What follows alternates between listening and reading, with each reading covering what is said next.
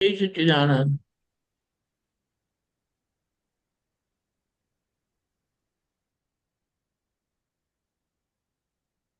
Okay, Amiben.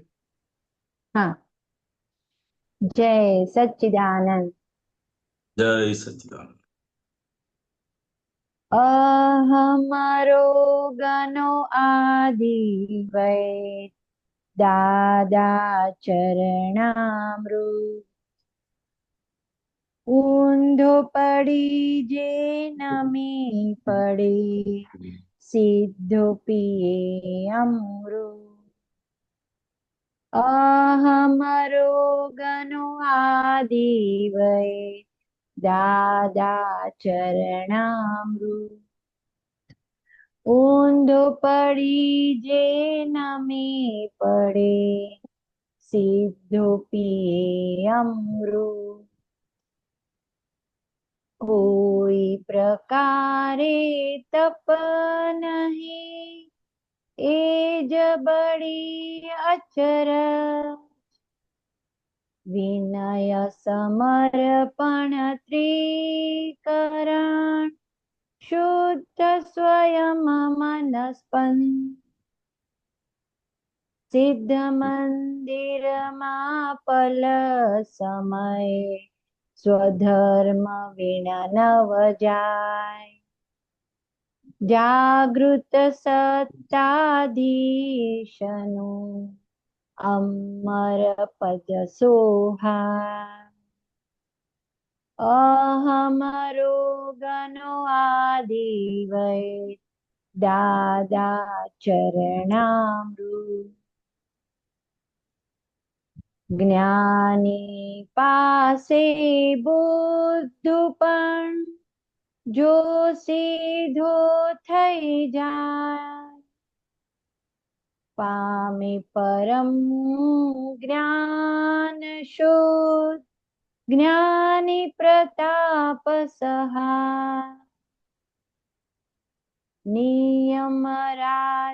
નિયમ રાજ યમરાજનું અમૃત ગતિ સહજાય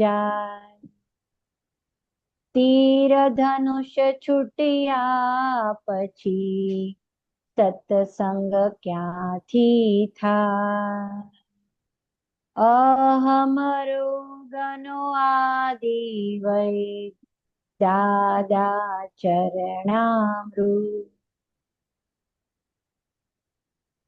असंग सत्संग ते अमूल सर्वज्ञ अवतार अमृतवाणी मन हरे प्रत्यक्ष ज्ञानाकार संज्ञा साक्षात्कार नवनीत पदे जणाय भगवन स्पर्शी वाणी पद मूते अभेद गाय अहम रोगनो आदिवै दादा चरणामृत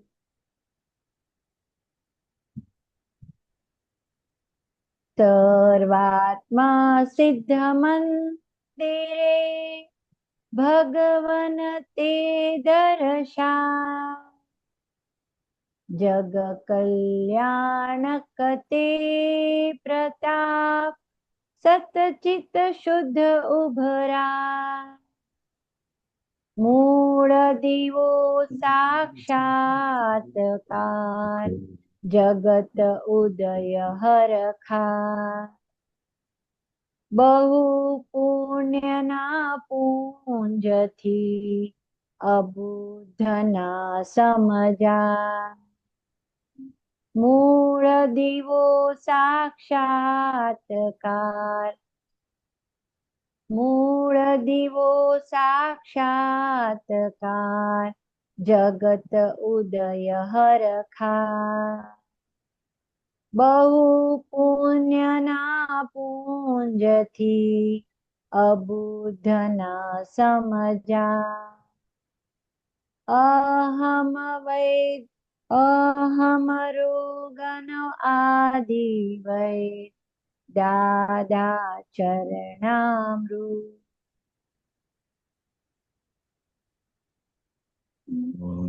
અક્ષર સુવર્ણ અક્ષર અગણિત મહાત્મા ઐતિહાસિક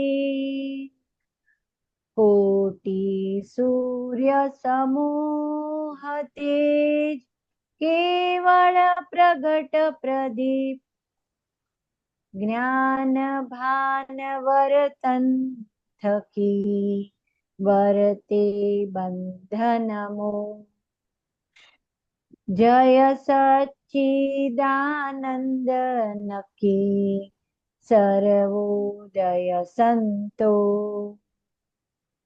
જ્ઞાન ભાન વર્તન થકી વર્તે બંધન મોહ. જય સચ્ચિદાનંદ નકી સર્વોદય સંતો અહમ રોગનો આદિ વૈ દાદા ચરણામૃત. ઊંધો પડી જે નમી પડે સીધો પીએ અમૃત. જય સચ્ચિદાનંદ. જય હસમુખાનંદ. સચ્ચિદાનંદ. જય સચિદાનંદ બોલો. પ્રકાશ પાડવા આમ દાદા માટે આજે બધું આ પહેલી જ લાઈન પર બી થોડું સમજ આપો. અહમ રોગનો આદિ વૈદ ઊંધો પડી જાય નમી પડે સીધો પીએ અમૃત.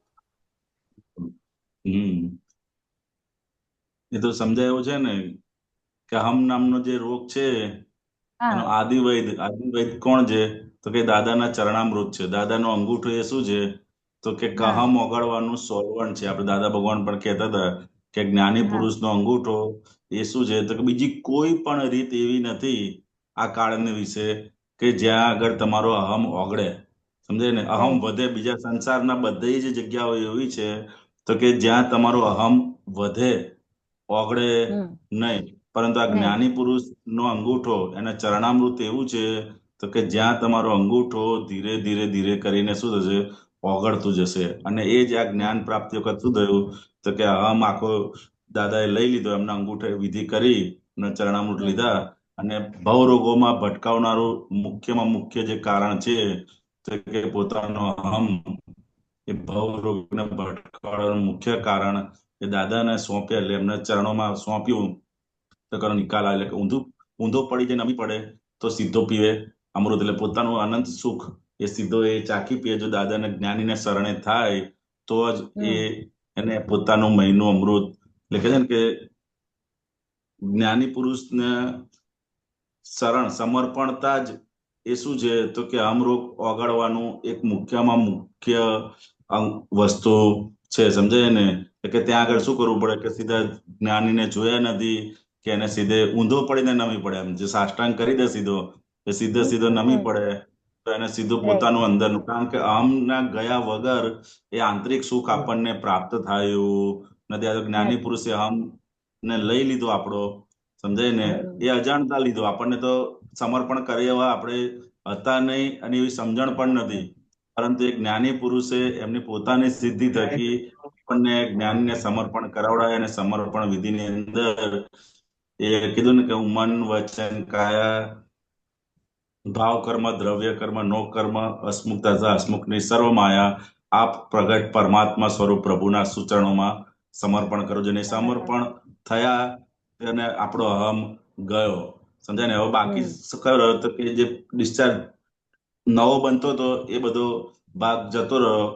જેટલો બાકી રહ્યો છે એટલો જ નિકાલ કરવાના રહે. એટલે કે અમરોગનો આદિવૈદ દાદા ચરણામૃત ઊંધો પડી જાય નમી પડે સીધો પ્રિય. એટલે દાદાના ચરણામૃતમાં જો સોંપી દીધું તો એ ઓગળે જ રાખશે, ઓગળે જ રાખશે, ઓગળે રાખશે. હવે જ્ઞાન પ્રાપ્તિ પછી આપણે બાકી શું રહ્યું છે? તો કે બાકી જે ડિસ્ચાર્જ અહંકાર છે એ ક્યાંય પણ માથું ના ઉચકે, એટલી જાગૃતિ આપણે અંદર રાખવાની છે, કારણ કે ડિસ્ચાર્જ અહંકાર પણ હજુ કામ કરવાનો બાકી છે. એની અસરો દરેક સંજોગોની અંદર આપણને આપ જ કરે છે અત્યારે, સમજાય ને કે નથી આપતું અત્યારે. સૌથી વધારે આપે છે. અત્યારે આપણને હેરાન કોણ કરતો કે મૂળ અહંકાર ગયો, પરંતુ બાકી રહેલો જે ડિસ્ચાર્જ અહંકાર છે એ સવારથી સાંજ સુધી દરેકે દરેક અવસ્થાની અંદર એ ભોગવટા રૂપે આપણને આપણી સામે આય કરે છે. અને એ જ આપણે જો કરી એટલે દાદા કે તમારો ડિસ્ચાર્જ અહંકાર પણ ધીરે ધીરે ધીરે કરી અને આપણે શૂન્ય કરતા જવાનું છે, કે ડિસ્ચાર્જ અહંકાર પણ માથું ના ઉચકે એટલી આજ્ઞા એ કરીને આપણે અંદર પાકા થઈ જવાનું. અત્યારે શું છે કે પેલો મૂળ અંગ છે, પરંતુ એનો જે ડિસ્ચાર્જ અહંકાર વાળો ભાગ છે ને એ દરેક જગ્યાએ એનું માથું ઉચક ઉચક કરે છે સવારથી સાંજ સુધી. એ કરે છે કે નથી કરતો આપણને? ડિસ્ચાર્જ અહંકાર એટલે પોતાપણા વાળો ભાગ કહીએ આપણે, એવું છે. હા, એ પોતાપણા વાળો ભાગ જે છે એ દરેકે દરેક અવસ્થામાં આપણને એવું શું કરે, એટલે કે એ પોતાપણું પણ આપણે જેટલું જેટલું જેટલું જેટલું જેટલું એ જોતા જઈશું એટલું એટલે ખાલી થતું જશે. અને જ્ઞાની પુરુષને જે હોય એ તો કે ડિસ્ચાર્જ અહંકાર વાળો એટલે કે પોતાપણું પણ સંપૂર્ણ ખલાસ થઈ ગયું. ડિસ્ચાર્જ અહંકાર પણ મૂળ અહંકાર તો જતો રહ્યો અને ડિસ્ચાર્જ અહંકાર પણ શૂન્ય થઈ ગયો હોય, સમજાય ને? તો કે ડિસ્ચાર્જ અહંકાર આપણો હજુ બાકી છે, પણ એ માથું ના ઉચકે એટલે કે એ પણ દરેક જગ્યાએ શૂન્ય થઈ જાય ત્યાં સુધીની આપણી પ્રોસેસ આખી બાકી છે. તો ડિસ્ચાર્જ અહંકાર અલગ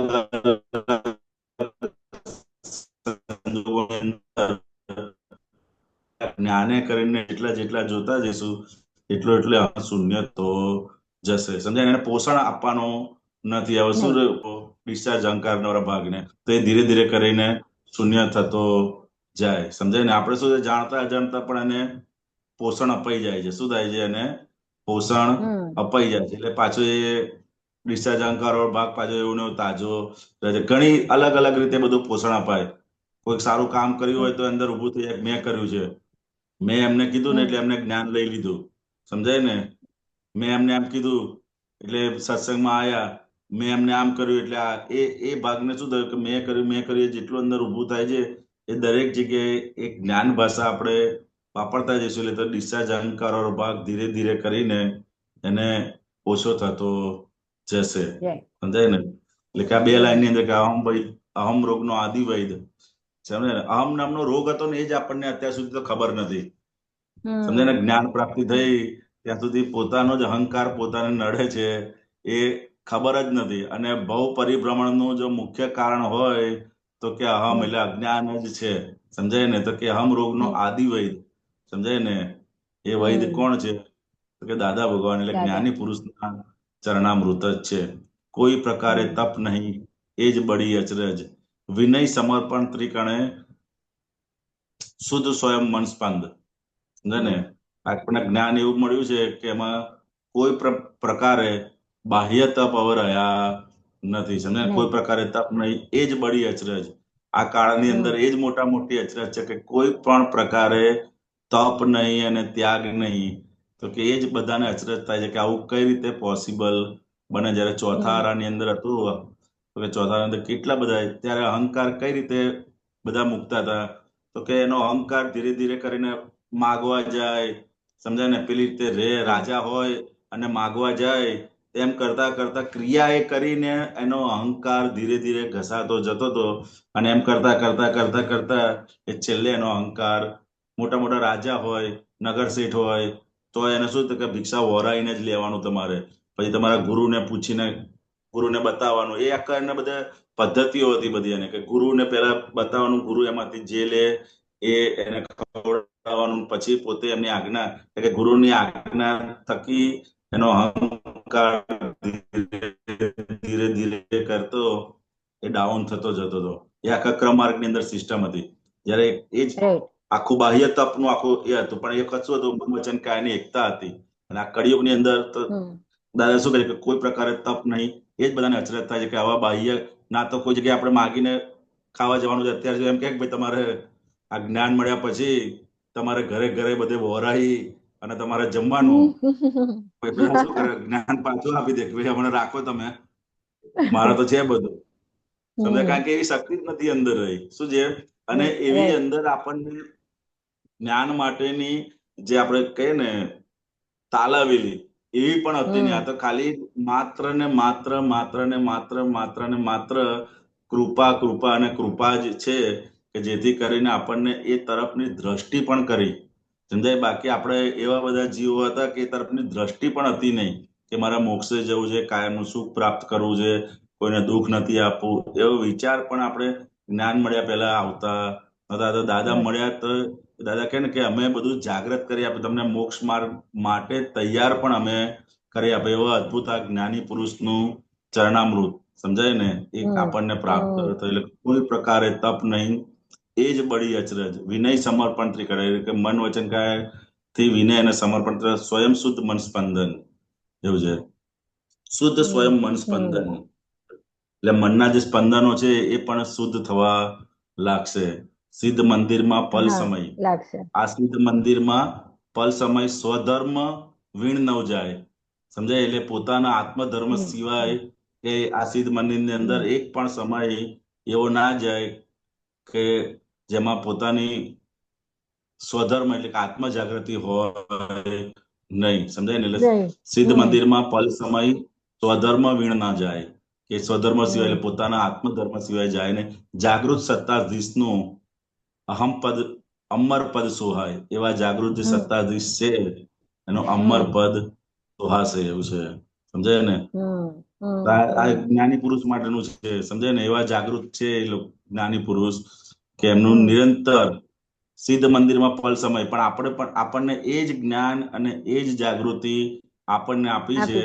આ સિદ્ધ મંદિર અંદર એક પણ પલ કે છે પલ સમય ને પલ સમય કલાક મિનિટોની વાત નહીં પણ પલ સમયની વાત છે કે ધર્મ વીણ ના જાય.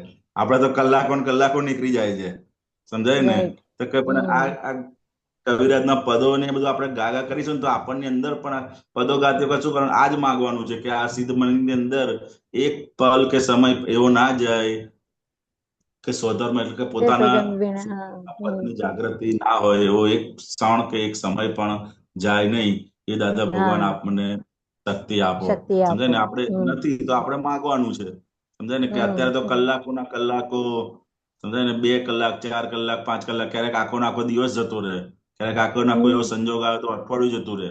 સમજાય? પરંતુ આપણે એવું માગીએ છીએ કે એક પલ કે સમય હું મારી પોતાની આત્મ જાગૃતિ સિવાય જાય નહીં. આપ મને શક્તિ આપો. સમજાય ને? તો આપણે એ રીતનું માગવાનું છે જ્ઞાની પુરુષ પાસે અને આપણને એ પ્રાપ્ત થયું છે.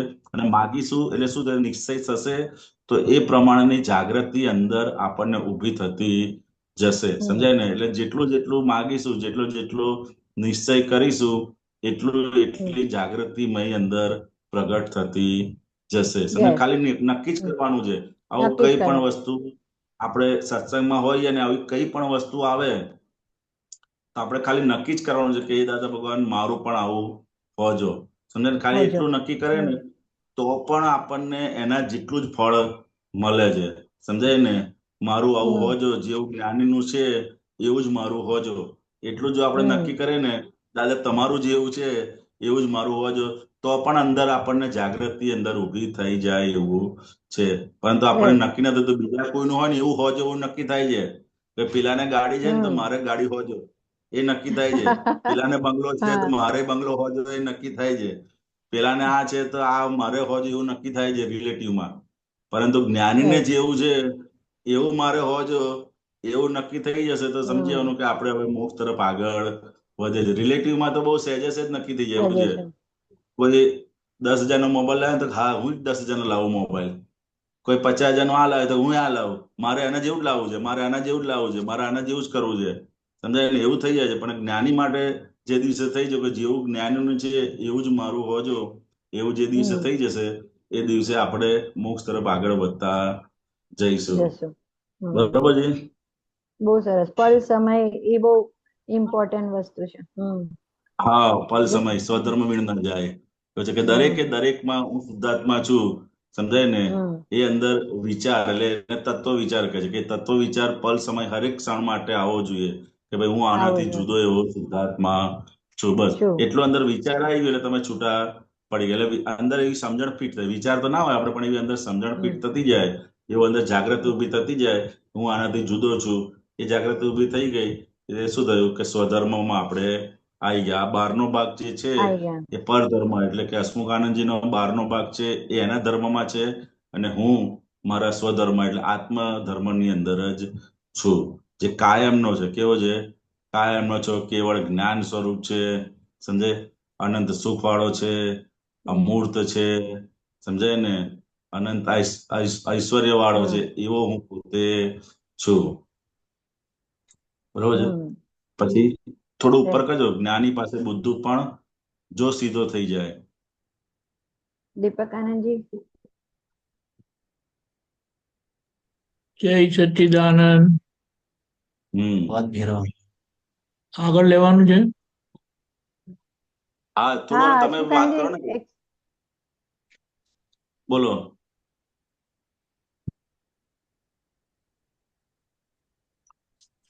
દીપક આનંદજી, હા, તમે કઈ કહો. મારે કહેવાનું છે, જો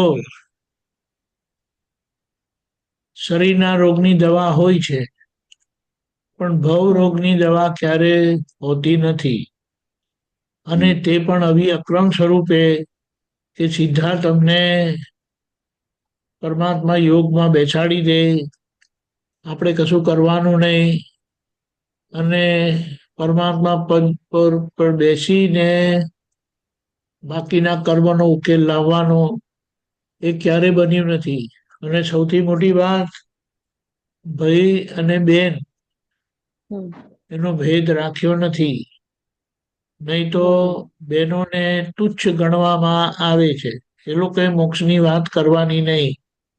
પણ અહીંયા બંનેની અંદર આત્મા જગાડી આપે છે, અને એ પરમ કૃપાનું કામ થયેલું છે. એટલે આપણે કહીએ કે નાની ચાહે છો કરે કરીને જે કીધું છે તે બહુ ગજબની વાત છે.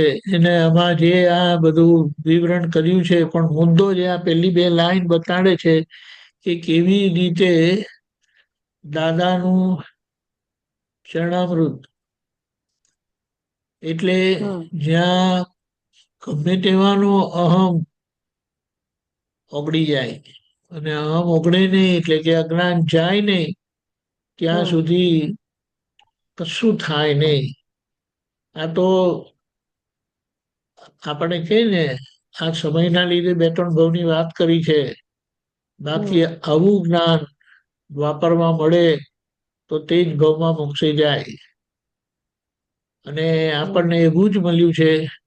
આ કળિયુગના લીધે એક બે ત્રણ અવતારની શું કહેવાય યાત્રા થઈ જાય છે, પણ આવી વાત છે. એટલે તપ નહીં, જપ નહીં, તપ નહીં, કોઈ વસ્તુનો ત્યાગ નહીં કરવાનો, ગ્રહણ કરવાનું, ગ્રહણ કરાવી આપે છે, ત્યાગ કરવાનો, ત્યાગ કરાવી આપે છે. હવે જે છે જેવું છે એના માટે શું કીધું કે નવા કર્મ બંધાતા શા માટે નથી? બે કારણ છે. એક તો જેના આધારે કર્મ બંધાય એ ભૂમિકા રહી નથી. માને નહીં માને, સમજાય નહીં સમજાય, સ્વીકારે ના સ્વીકારે, પણ આ હકીકત બની ગઈ છે. જે દોરીથી કર્મ બંધાય એ દોરી ભસ્મીભૂત કરી નાખી છે, બળી ગઈ છે. હવે જે છે એટલે નવા કર્મની વાત આવતી નથી. જે શું કહેવાય સંચિત કર્મો હતા, સંચિત કર્મો એટલે ઢગલો, પહાડો, હિમાલય જેવા પહાડો, એને ઓગાળી દીધા, રહ્યા જ નહીં. જેના આધારે આપણને પ્રતિથિ બેસી ગઈ, હું નિશ્ચયની નથી, કેવળ શુદ્ધાત્મા છું. અને જે આવી પડેલા કર્મો છે, એટલે જે શું કહેવાય પરિણામ આપવા માટે સન્મુખ છે. પ્રારબ્ધ કર્મ કે છે એ કર્મોને ભોગવવા પડે, પણ ભોગવનારા આપણે રહ્યા નથી. એટલે એ ઉદય કર્મનો ધક્કો, પ્રારબ્ધ કર્મનો ધક્કો, નિકાચિત કર્મનો ધક્કો ગમે તેવો હોય, ગમે તેવો હોય, એ આપણને સ્પર્શ કરી શકતો નથી, હલાવી શકતો નથી, પણ એને સમભાવે એની સામે રહેતા એનો ઉકેલ આવી જાય છે. નવું તો બંધાતું નથી, પણ એનો ઉકેલ આવી જાય છે. અને જે ઉકેલ આજે અહીંયા આવતો નથી, મનવાણી કાયની એકતા ના હોવાના કારણે ઉકેલ અહીંયા નથી આવતો. અહીંયા ઉકેલ આવી જાય તો અહીંયા જ છેલ્લો ભાવ આવે, પણ અહીંયા જે નથી આવતો એના કારણે વચ્ચે પ્રતિક્રમણનો ભાગ અનિવાર્ય રહે છે, કમ્પલસરી રહે છે. જે કારણ સ્વરૂપે આખી પ્રકૃતિ બંધાય છે તે મહાવિદ્ય ક્ષેત્રમાં કામ પૂરું થશે, રહી ગયેલું અહીંયાનું કામ. એટલે આપણે કહીએ આટલું સીધું સરળ સીધું ક્યારે હતું નહીં. અને આપણે જેમ જેમ એ દાદાનું સ્વરૂપ સમજતા જઈએ તેમ તેમ આપણું કામ થતું જાય. એનો રસ્તો બહુ સરસ બતાડ્યો છે. મહિલા પ્રગટ દાદા ભગવાન ને ત્રિકાળ નમસ્કાર નમસ્કાર નમસ્કાર. મહિલા પ્રગટ દાદા ભગવાન ને નમસ્કાર નમસ્કાર નમસ્કાર. દાદા કહે છે અમારે આ ભક્તિ રહી શા માટે? આજે આપણો પ્રોબ્લેમ શું છે ખબર છે? અંદરના દાદા પ્રજ્ઞા શક્તિ દ્વારા દેખાડે છે અને આપણે ઊંઘતા રહીએ છીએ. એટલે કે પ્રતિક્રમણ ચૂકી જવાય છે. જોતા નથી ને એટલે પ્રતિક્રમણ ચૂકી જવાય છે. હવે દાદા કહે છે મેં એવા દાદા અંદર તમને પ્રગટ કરી આપ્યા છે કે તમારી નાનામાં નાની ભૂલ મોટામાં મોટી ભૂલ જેમ છે તેમ દેખાડશે. અને દાદાએ કીધું અમે એ અનુભવ કરીને કહીએ છે કે અંદર 14 લોકના નાથ પ્રગટ થયેલા છે. એ 14 લોકના નાથ મહાત્માની અંદર દાદાએ પ્રગટ કરી આપ્યા છે. હવે એનો જેટલો લાભ લે એમનું,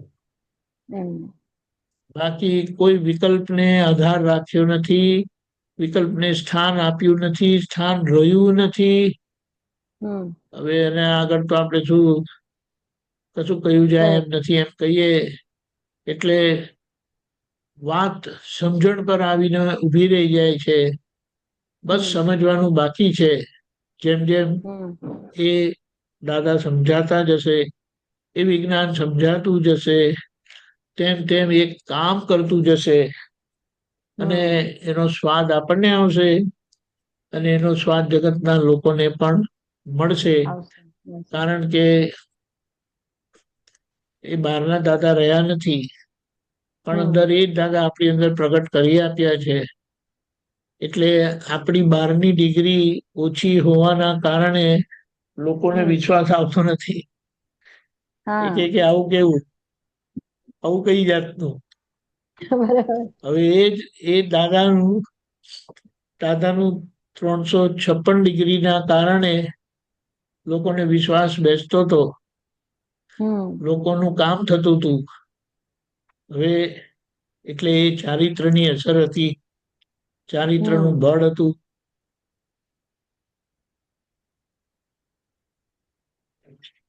આપણો પણ હવે એ જ લક્ષ્ય છે અને એ લક્ષ્યને સાધવા માટે આપણે બધાએ ભેગા રહીને એક બીજાના ચારિત્રનો લાભ લઈએ. કારણ કે 360 ડિગ્રી બધી બહુ મોટી છે. કોઈની કોઈ ડિગ્રી ખૂટે છે, કોઈની કોઈ ડિગ્રી ખૂટે છે. એટલે જેમની જે ડિગ્રી ખૂટતી હોય તે બીજા પાસે પ્રગટ હોય તો પછી એ જોતા એમની એ ડિગ્રી જીતાઈ જાય. એટલે આપણે બધાએ એકબીજાને નથી જોવાના, પણ હમ આપણે બધાએ એ દાદાને જ જોવાના છે. કેન્દ્રમાં દાદા રાખીને દાદાને હમ જોયા રાખીએ, ઓળખ્યા રાખીએ હમ અને દાદા સ્વરૂપ થતા જઈએ. બાકી કશું રહ્યું નથી, કશું રહ્યું નથી. અને આપણે ગુચાયા કરીએ છીએ, એ અજાયબી છે. એટલે કીધું હમ કે સમજવાનું બાકી છે એ આ હમ સત્સંગમાં અને સત્સંગના પરિચયથી આપણને સમજાતું જશે. સમજાતું બહુ જ સુંદર. સુવર્ણ આમ અક્ષર, દીપાકાનંદજી અગણિત, મહાત્મા, ઐતિહાસિક. શું કીધું દીપાકાનંદજી મનસુખાનંદજી? હા આપણે જે ડિગ્રી આપણે કહીએ છીએ ડિગ્રી એટલે એ વ્યવહાર ચારિત્ર હા, થયું ને એક જાતનું. વ્યવહારનું જ છે, વ્યવહારનું જ છે. અને આજે આપણે કહીએ કે આજે મુખ્યપણે જે છે તે મમતાની અસર મોટી છે. હમ એ ડિસ્ચાર્જ મમતા પજવે છે. જે પોતાનું નથી તેને પોતાનું મનાય છે, અને હમ જે પોતાને આવતું નથી, પોતાના ઉપર કશું આવતું નથી, તે પોતાને મનાય છે અને માટે સામા દોષિત દેખાય છે. એટલે આના ઉપર કે ને ઊંધા લટકાઈને વાત સમજી લેવાની છે કે આપણને બહાર કોઈ દોષિત દેખાય નહીં, કોઈના માટે એક સ્પંદન ઉડે નહીં. હમણાં તો સ્પંદનોના પેલા કહીને AK-47 કાંઈ નથી એની સામે. એટલા બધા સ્પંદનો અંદરથી ઉડે છે. કોઈનું કંઈ જોયું નથી, કોઈનું કંઈ સાંભળ્યું નથી. દાદાએ કીધું હમ અમે સામાના વ્યવહાર પક્ષે નિષ્પૃહ અને આત્મા પક્ષે સસ્પૃહ. હવે એના હમ પરથી આપણે સમજી જવાનું છે કે સામાનો વ્યવહાર આપણે જોવાનું નથી. સામાનો વ્યવહાર એમણે જોવાનો છે, એમણે એમના વ્યવહારનો ઉકેલ લાવવાનો છે. હવે આટલી વાત આપણે સમજી જઈએ તો કોઈના વ્યવહારમાં આપણે દખલ કરીએ નહીં. પણ હજી તો હમ કોઈની વાત સાંભળી હોય ને કોઈના થકી, હમ તો ત્યાં બેઠા બેઠા એમના માટે સ્પંદન ગોળીબાર શરૂ થઈ જાય. હમ પેલા કે ને આ લોકો ICBM કે છે, ઇન્ટરકોન્ટિનેન્ટલ બોલિસ્ટિક મિસાઇલ કે છે, કે જે આટલા હમ કિલોમીટર, હજારો કિલોમીટર જઈને સ્પેસની બહાર જાય છે, પાછી સ્પેસમાં એન્ટર કરે છે અને એ દેશ ઉપર, કોન્ટિનેન્ટ પર બ્લાસ્ટ થાય છે. અને આપણી આ બધી મિસાઇલો કોઈને ખબર પડતી નથી અને રાત દિવસ ચાલ્યા ચાલુ જ ચાલુ કરે છે. રહે. અને પછી આપણે કહીએ મજા નથી આવતી. કેવી રીતે મજા હમ આવે? આ મોટું એટલે ભેદનું આપણે કારણ છે. હા બોલો. જેટલો જેટલો બીજાનો વ્યવહાર આપણે બાદ કરતા જઈએ એટલી એટલી આપણે આમ કહી શકાય ને કે ડિગ્રી આપણી વધતી હોય, વધતી કરેક્ટ, જાય કે કરેક્ટ. વ્યવહાર બાદ કરતા હમ જ શીખવાનું છે. હમ કીધું છે વ્યવહાર બાદ કરતા જેમને આવડી ગયો એ નેટ ભગવાનના દર્શન કરે. હમ બાદ બોલો, કરવું એટલે માઇનસ કરું, છટલા કાઢી નાખો એટલે છો ને, હા છટલા પણ કાઢી નાખો છો ને, વ્યવહારને, છટલા ગમે તેવા હા હોય, ફૂંકાઈ ગયેલા હા હોય કે લીલા હોય કે ગમે તેવા હોય, દાણો સરખો છે ને, હું આ હા છટલા એમ કે ને, હા છટલા જોડે શું કામ છે આપણે? એવી રીતે વ્યવહાર પક્ષે આપણે એવી રીતે રહેતા થયા ને તો પછી સુપરફ્લુઅસ, શું સુપરફ્લુઅસ આવે એમાં, બાદમાં શું સુપરફ્લુઅસ આવે, આવે? શું સુપરફ્લુઅસ આવે? વ્યવહાર આવે, સુપરફ્લુઅસ. સુપર સુપરફ્લુઅસ તો આપણે કરીએ વ્યવહાર છીએ. બાદમાં આવે. જય સચિદાનંદ બધું ઓલરાઈટ છે ને, બહુ સરસ, જય સચિદાનંદ. પણ હાર્ટિલી ક્યાં છે? સુપરફ્લુઅસ તો વખતે કરી જ નાખે છે, કમ્પલસરી આવે એટલે, પણ હૃદય નથી હોતું. અને કરેક્ટ. હૃદય ક્યારે આવે? સામાન્ય અંદર શુદ્ધાત્માના દર્શન કરીએ. એમની હમ પ્રકૃતિ આપણી જોડેનો હિસાબ છે, આપણી પ્રકૃતિ જોડેનો, એટલે એ એવું કરે છે. હમ એટલે આપણે એનો વિકલ્પ નથી કરવાનો. વિકલ્પ પણ હવે નથી શું કરવાનો. કરવાનું તે વાત સમજી લેવાની અને હમ. આગળ વધવાનું છે. હમ. એ પેલું એ ભાગમાં કોણ નથી આજ્ઞા નથી. કોણ કોણ કોણ બધા નથી ગમતા એ શોધી કાઢો. હા, રાઈટ. કોની કોની જોડે તમારી હરીફાઈ ચાલે છે, સરખામણી હમ. ચાલે છે તે જોઈ લો. હમ. આ બે ત્રણ વસ્તુ એવી છે ને પછી કઈ અંદર રહેશે જ નહીં. કરેક્ટ. પણ અંદર કેટલીક હજી યાચકતા છે હમ. તે પજવે છે, એને ઓળખી લેવાની છે બસ. બાકી કશું જરૂરત નથી. કશું ખાવા પીવાના રહેવા કરવાના પહેરવાના રહી નથી ગયેલા, કરવાના રહી ગયેલા નથી. હવે શું કરવાનું? હમ. પાંચે ઇન્દ્રિયોના વિષયોની લપ રહી નથી ખરેખર ઇન પ્રિન્સિપલ. ખાલી આ સમજણ નથી એટલે હમ. એને છંછેડાયા કરે છે. અને એ છંછેડાય ને એટલે પછી એનો પરચો બતાડે છે. હમ. પેલી લજામણીનો છોડ હોય ને એના જેવું. અડ્યા કેમ? કરેક્ટ. અડ્યા ને એટલે પછી થઈ જાય. હમ. એની બધી આ બધી અસરો છે. એટલે હવે એને સ્પર્શ જ નહીં કરવાનો. હમ. સ્પર્શ નહીં કરવાનો એટલે એના તરફ નજર જ નહીં. તો કરેક્ટ. પછી એની અસરમાંથી નીકળી જાય. કારણ કે આ તો જરા છેડ્યું ને એટલે પછી એનું હમ. પછી ચેન રિએક્શન ચાલુ થઈ જાય. જેમ પેલું કહે છે ને ન્યુક્લિયર ફિશન કહે છે ને, હા. ન્યુક્લિયર ફિશન ખબર છે? એક વખત હિટ થાય ને પછી એટલું બધું ચેન રિએક્શન થાય છે. એ મેટર જ છે, પૂતગલ જ છે. અને એ પૂતગલનો દુરુપયોગ કરીને એટમ બોમ્બ બનાવ્યા લોકોએ.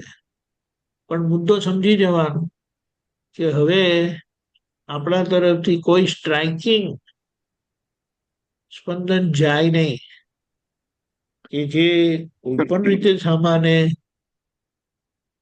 દુઃખ આપે, અસર કરે, સ્પર્શ કરે.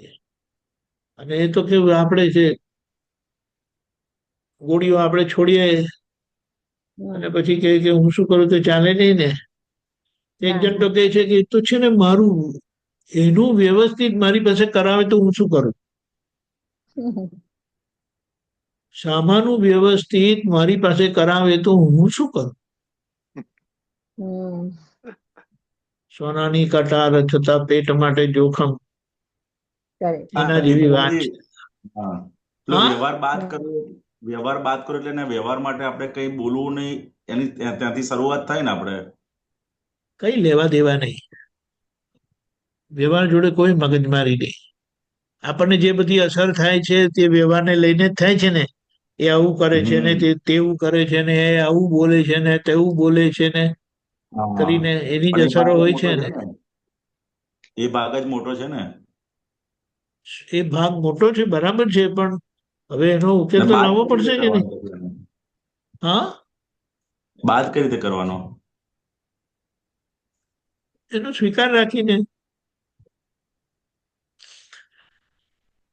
સ્વીકાર રાખીને એક્સેપ્ટ કરવાનું છે.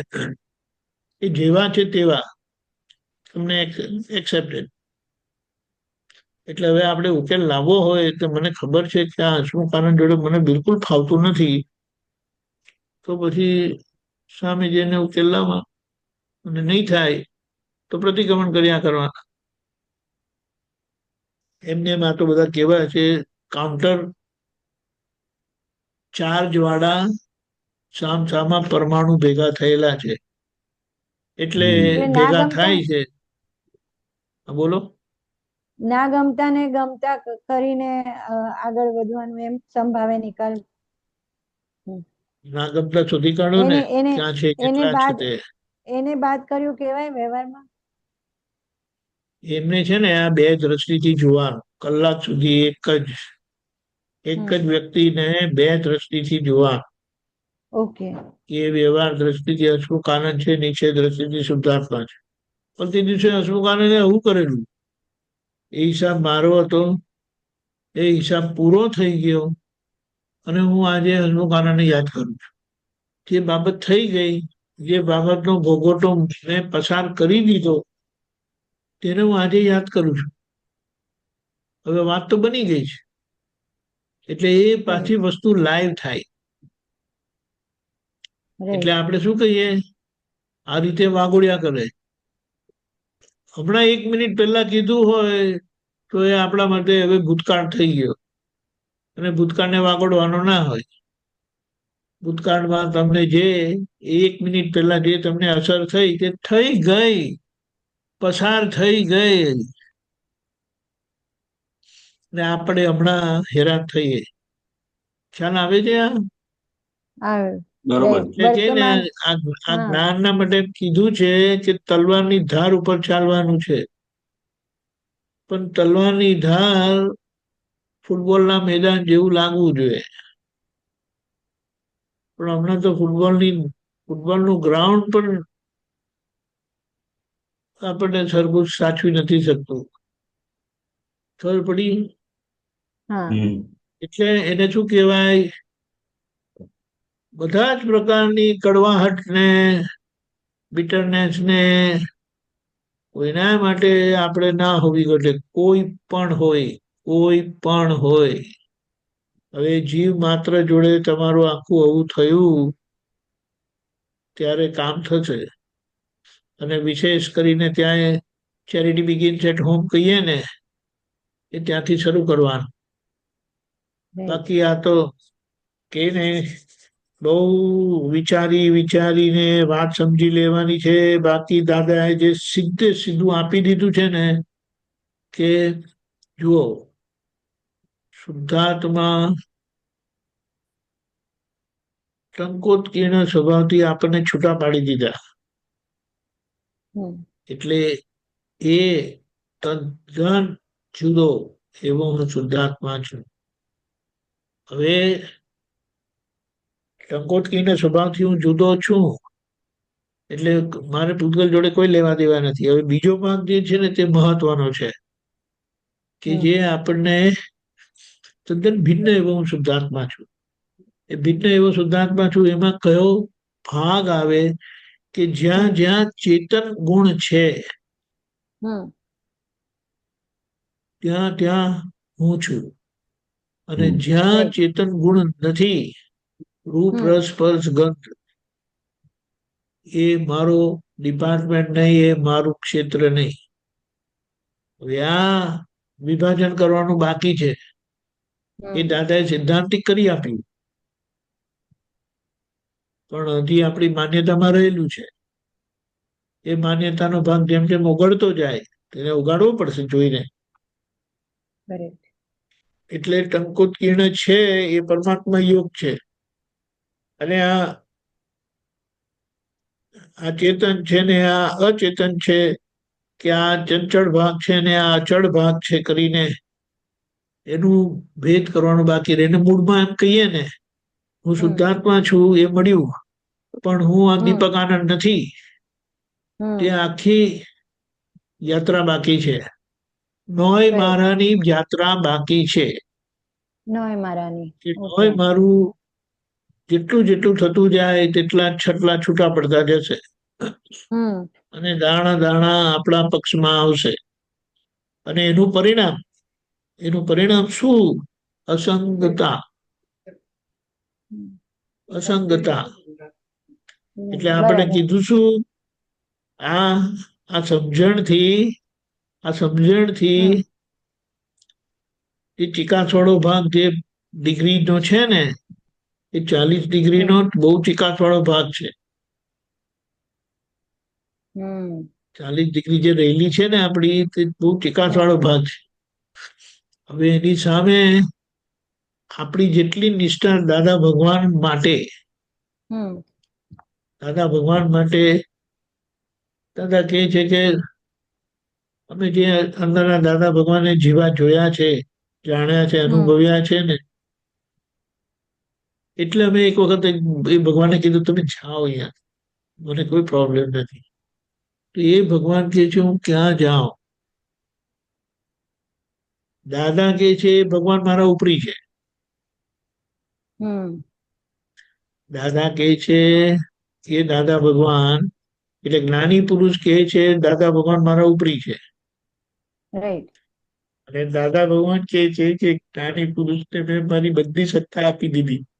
આપી દીધી છે. બોલો, ઓ બાપરે.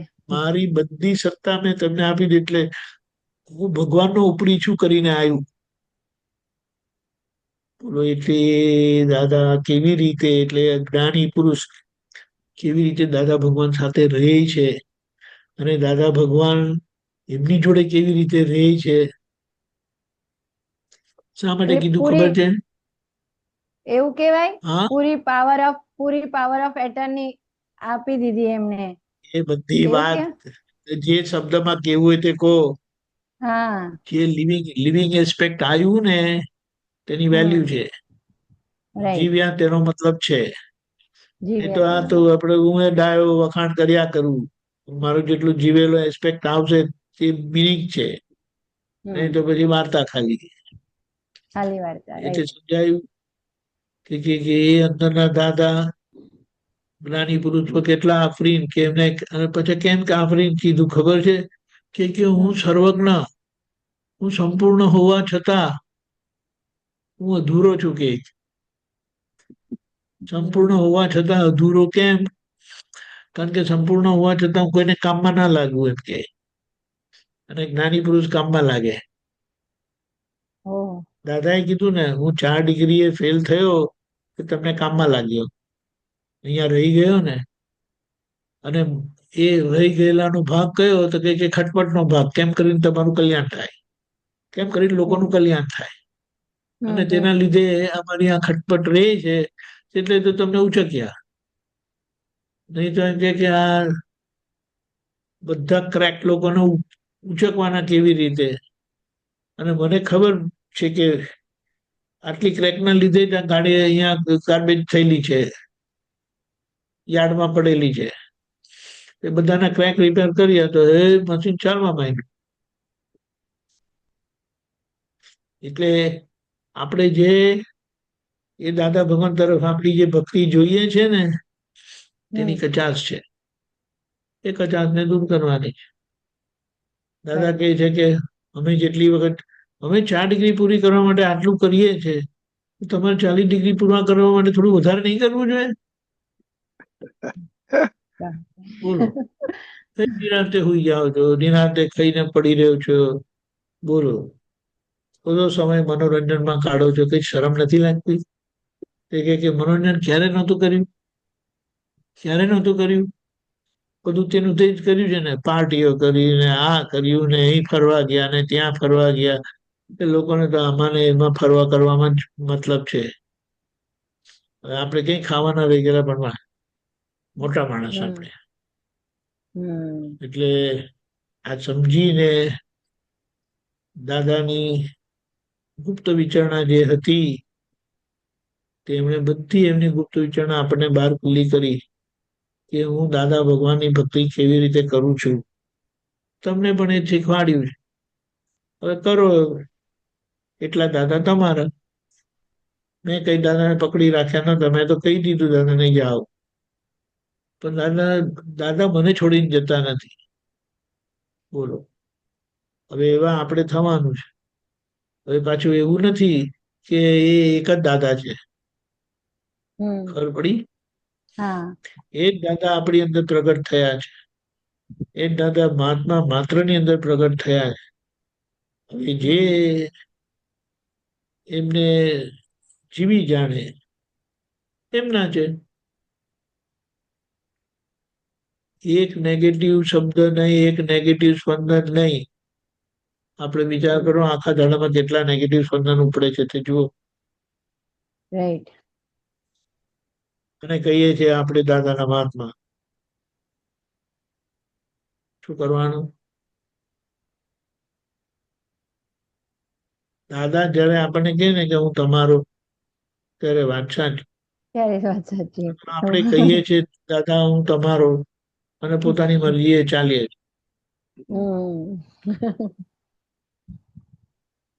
દાદા તમારા ઇતિહાસ ભૂગોળ કઈ ને ઇતિહાસ ભૂગોળ સાંભળીને પી ગયા દાદા. હમ જીવો જીવીએ હવે અને એ દાદાને જીવીને જીવતા રાખીએ. જીવેલા દાદા દેખા છે, જીવેલા બોલેલા દાદા દાદા દેખાય. નહીં દેખાય.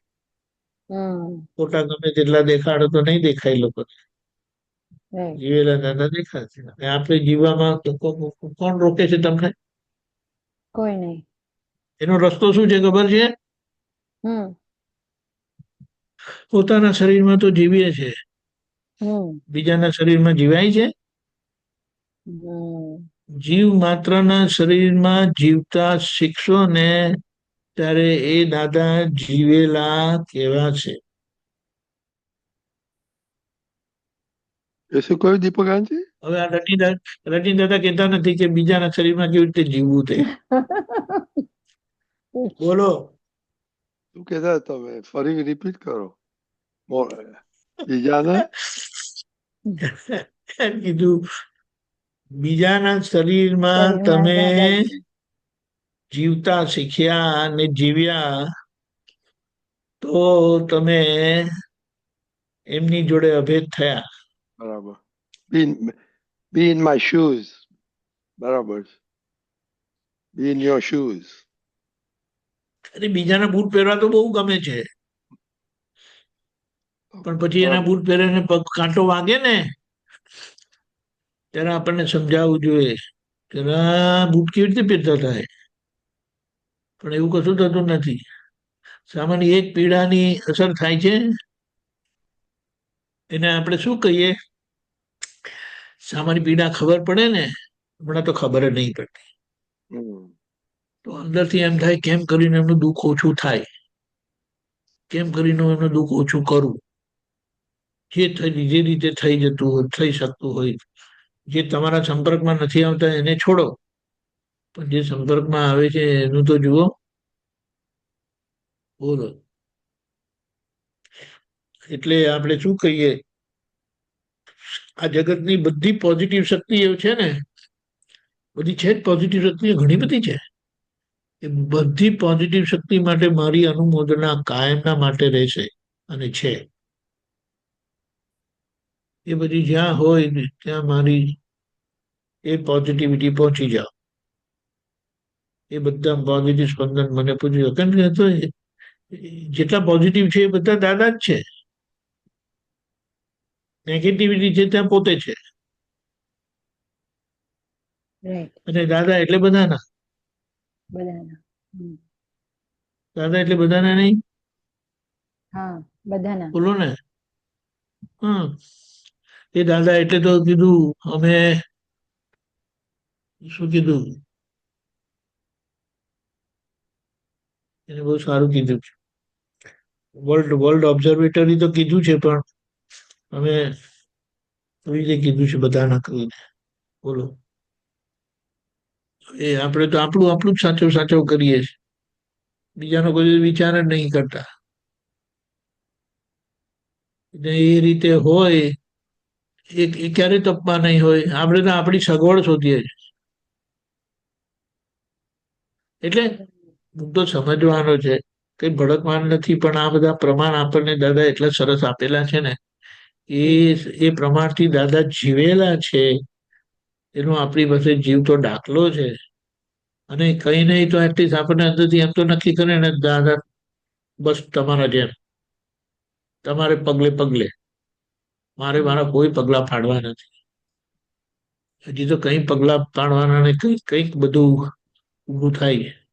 નહીં થાય. તો આ બેઠા નથી એટલે તમે જગ્યા પર આયા નથી કે અંદર ભૂત ઊભું થઈ જાય. જુઓ ત્યારે.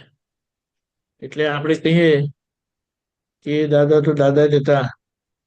હવે આપણે એ દાદાને કેમ કરીને આપણી અંદર જે દાદાએ જન્મ આપ્યો છે એ દાદા આપણી અંદર વિકસે.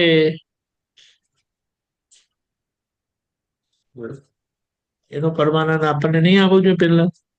આવો જ જોઈએ.